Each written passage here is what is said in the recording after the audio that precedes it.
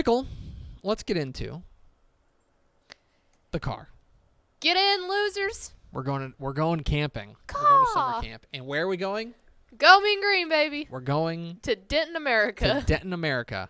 We're going to North Texas. Talk about the Mean Green of North Texas. A lot to talk about here with the Mean Green. So, let me make sure that I'm not missing anything in Slack. See, because I'm on high alert too, guys. Yeah. You know what I mean? I've been on high alert for a while. Anyway, okay. So, here is, let's talk about North Texas. I know we're all distracted, okay? Let's try to pay attention to North Texas. Bring it into the Mean Green. What? It's this, right? Yes. Okay. Caw. Okay. Let's talk about the Mean Green. Let's start with our state of the program. Look, I'm going to be honest. You got to win. I think the state of the program is looking at the danger zone. Yep. Okay? I think the state of the program is looking at the danger zone. I'm not saying they're in the danger zone. Mm-hmm. Okay? But I think that if you take a look at where they were 2 years ago, okay? That was a 10-win year, right? Yep. A 10-win year. An unbelievable year for Seth Luttrell. It was a fantastic, fantastic year. Played for a conference championship and a bowl game. Yes. Yes. That is that. If you look at there and then you look at where they are now, it's been a backslide. Mm-hmm. Okay? I'm not saying they're in the danger zone, but I'm saying they can see the danger zone. Yes. Okay? Of falling into CUSA also ran contention or the category. But because here's the thing. The thing for me is that I think CUSA West is there for the taking. Yes. Okay? Yes. Louisiana Tech's pretty good. Mm-hmm. Right? And they are nobody debates that. But UTEP, Rice, UTSA, I mean, there are a lot of teams there that you should be beating and that you should be racking up wins. And for them to go 5-7 like they did last year, that did 4-8 rather. 4-8 like they did last year. And I understand they had some injuries, and I understand that things didn't work out the way they want. But that's not where they should be, in my opinion. So the state of the program right now is like... Well, yeah, and I mean, Seth Luttrell, great guy. Absolutely love that dude. But he's on the hot seat at this Yes. point. He could have left the year before last to go to Kansas State was an offer type thing, and he turned that down to sit here and continue on with this program. He had Mason Fine, and ooh, buddy, it did not work out in his favor. That's the thing. That's the big question now, is you are losing one of, I would say, probably the best quarterback in program history. Yes, no doubt about it. The best quarterback in program history.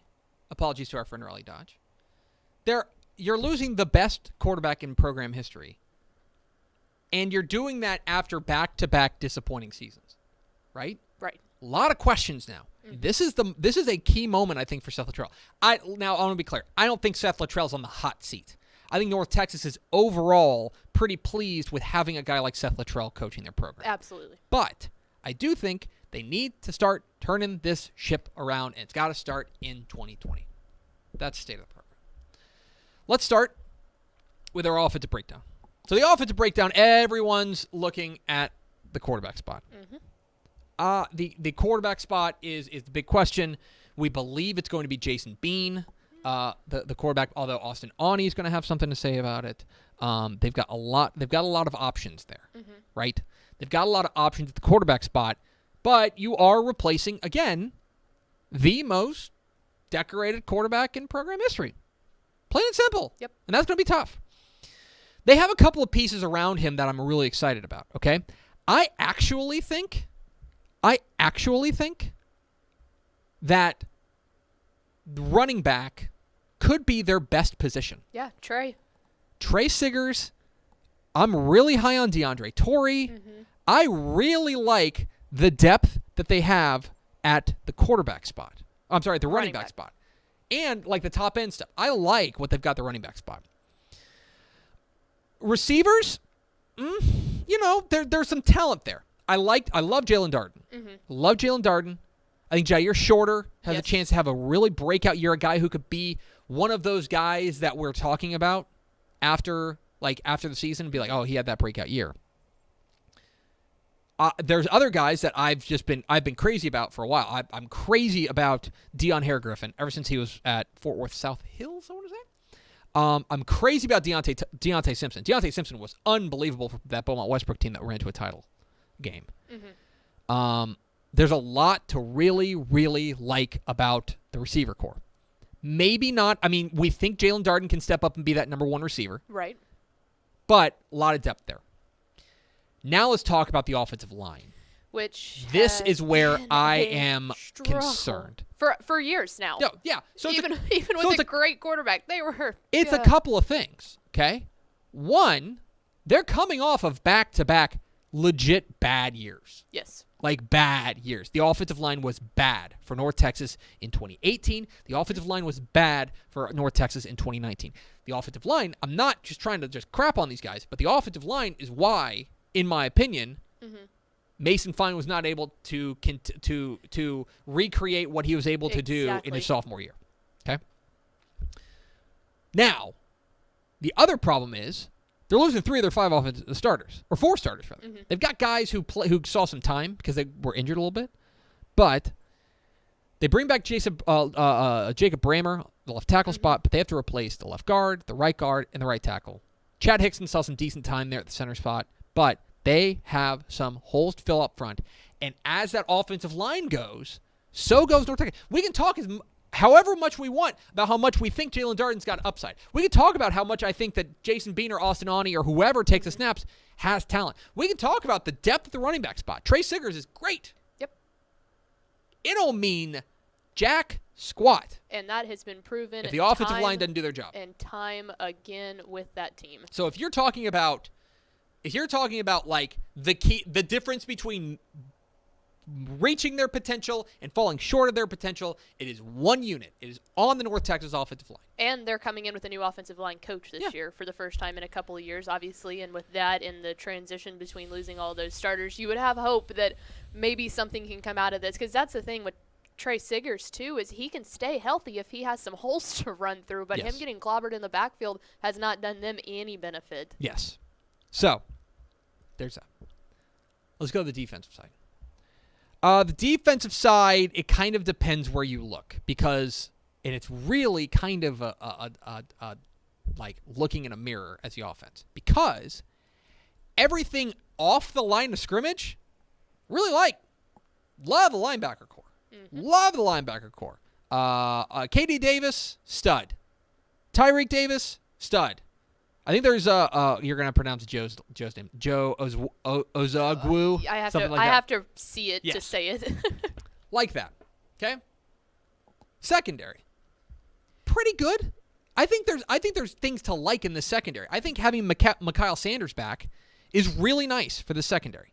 I have high hopes for a guy like Leandre Davis taking over the free safety spot. I think Cam Johnson is an underrated corner in Conference USA. I like him a lot, okay? Secondary, not amazing, but I think serviceable. I think it's a serviceable secondary right now. And that's the funny thing about that is you look back at that 10-win season, and the biggest difference, I mean, like we said, the offensive line has traditionally not been the highest point at all. We've had some pieces on offense here and there, but when you looked at that 10-win season, the biggest reason that they got to that point was because they're the DBs. They were on point. They were focused on the game. And whenever we had a really good game, it was some momentum shift or confidence shift, if you want to say, that had to do with the defensive backs being in and being ready to go. And so that's the biggest key to really get that team going is to get the defense, get a pick, get a turnover, and hit that offense because they can move after that. So here's the thing. We talked about linebackers. Really like the linebackers. Secondary, fine. Okay. Defensive front is basically, in my opinion, at this point, one deep. And that is, and by one deep, I mean, so they were on a 3-4. They're kind of a 3-4, 3-3-5 stack. Everybody's multiple now. They were on an odd-man front. Deion Noble, awesome. Awesome. I love their defensive tackle. Deion Noble, and by the way, if you go back to when we were doing shows about National Signing Day, when Deion Noble signed from Abilene Wiley, we'd have told you that he was going to be awesome. but that's fine. Go check the receipts. But Deion Noble's a guy we've been high on for a while. Okay. Everything else is an unknown. Mm-hmm. Okay. Not only the starters, because we don't know who the starters are going to be. Not only the starters, but the depth too. Okay. The defensive line is going to tell the tale. And so if you're talking about, like, if you want me to tell you how I'm going to be able to diagnose whether or not North Texas is having a good year or not, all you got to do is show me what's happening up front on both sides of the ball, because that's ultimately going to tell the tale. Because it's great if you have a great linebacker core, but if the defensive line ain't doing their job, it doesn't matter. Mm-hmm. Doesn't matter. So that's defensive breakdown. My breakout player, I'm going to go on the defensive side, and I'm going to say there's a chance, as much as I just got done saying the defensive line is a big issue, and it is. There's a couple of guys that I think have potential. One of them is Devontae McCray. Devontae McCray is a guy who was at the Last Chance U. Mm-hmm. He was at he was on Last Chance U. Big defensive end. He had some offers from some SEC schools. Ended up going to North Texas. This is a guy who could be an impact player if he reaches his ceiling. Mm-hmm. If you're talking about a breakout player, if we're talking about North Texas having a great year, it's probably because they found a guy who can pressure the quarterback. Right. And Devontae McCray is a guy that could do that. He has a big role to play. Big frame, 6'4", 250. He's a guy that I think is going to be really, really impressive. I got to watch. Let's talk about worst case scenario. I think it's really easy to understand. Another year like last year. It's offensive line doesn't figure it out. Defensive line doesn't figure it out. Trouble at the quarterback spot. They play quarterback hot potato, right? They're not able to get the running game going. No number one receiver steps up. The defense wears down. Special teams are a problem, and they fall to 4-8 again, or like 3-9, right? That's the worst case scenario. On the other side, best case scenario. Best case scenario. Everything is there. There's no reason, and especially when you take a look at CUSA, I don't think CUSA is going to be a world beater this year, and especially CUSA West, right? UTEP is riding the struggle bus. UTSA has a new coach. Rice is interesting, but I would say that North Texas, there's still question marks. And by the way, where is that game? That game is it's at Rice. Yes. It's home. They get Rice at home. We played Rice at right? Yeah. Now you got to go. You get to host Louisiana Tech, which is huge. Right, that's big. This is what to about me. Southern Miss? Southern Miss is home too. There you go. Okay, schedule is favorable. Mm-hmm.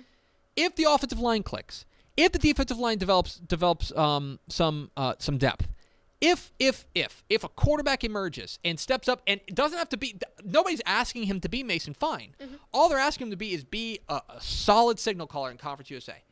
They do that, there's no reason this team cannot win Conference USA West. I'm dead serious. I know Louisiana Tech is looming, but this is the talent is there. Well, it's not an issue. It's not an issue of talent. It's a matter of everything clicking, some young guys stepping up, and them finding a way to make things work. And that's the thing is, too, I think that another big part about North Texas that they have to focus on, too, is, yes, typically the three biggest games of the year are a UAB, a Southern Miss, and a La Tech, because you know that if you can at least grab 2 out of those 3 wins, then you're doing pretty well to be right up there in contentions for the West title. But they also need to make sure to keep their act together, and if you go play at Rice or you play at UTEP or any of those things, don't treat that like, oh, we're just playing UTEP, because yes. I have seen those North Texas teams way too many times go to UTEP and just crap the bed. Look, here's the thing. This team was 3-3, right? Mm-hmm. Is that right? After 6 games? Yes. Wait, hold on. Yes. Is that right? Yeah, because it was we lost to SMU, Cal, and someone else. No, I'm sorry. They were 3-4. 3-4. 3-4 after 7 games. 3-4 after 7 games. They lose at Charlotte. Not a game you should lose by 1 point. Beat UTEP. Good job. That's what you should do. Lose at Louisiana Tech, at Rice, at UAB. Okay? You had to get 3 wins out of 5 games, probably 4 of which you should win. Yes. And they didn't take care of business. That's the key for them, is they got to take care of business against the games they should win. Nobody's expecting them to go to A&M and beat the Aggies, okay? That's not something that they're expected to do. But what they are expected to do is win the games they should. Right. That's it. And they got to figure something else out on the road, too. I don't know what it was about the squad last year, but they would come home and look like a whole new team, leave for one trip to go on the road, and it just plummeted. I don't know what is happening on those buses or the trips or what, but they got to pull that together. Yes, exactly. So there you go. Thanks for coming to summer camp. Make sure you pick up your art, like from the crafts. I swear you never went to camp. Pick up your arts and crafts as you go home.